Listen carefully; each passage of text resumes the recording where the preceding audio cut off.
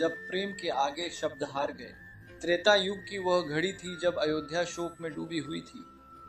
महाराज दशरथ अपने प्राण त्याग चुके थे और प्रभु श्री राम, माता सीता तथा लक्ष्मण वन को प्रस्थान कर चुके थे। उसी समय भरत अपने ननिहाल से लौटे।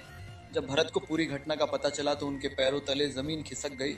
उन्हें विश्वास ही नहीं हुआ कि उनकी माता कैकेयी ने राम को वनवास दिलवाकर उनके लिए राज सिंहासन मांग लिया। भरत का हृदय पश्चाताप और दुख से भर गया।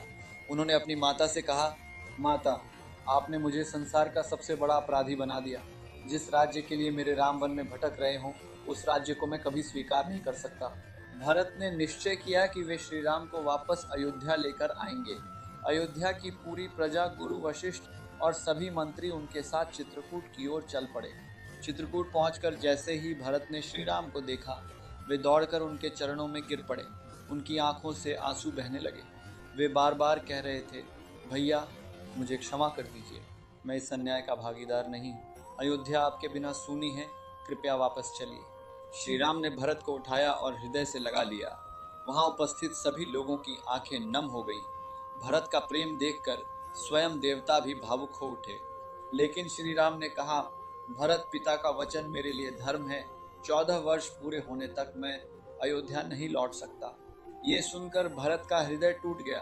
तब उन्होंने प्रभु के चरणों से खड़ाऊं उठाई और कहा, यदि आप नहीं लौटेंगे तो आपकी ये खड़ाऊं ही अयोध्या का शासन करेंगी।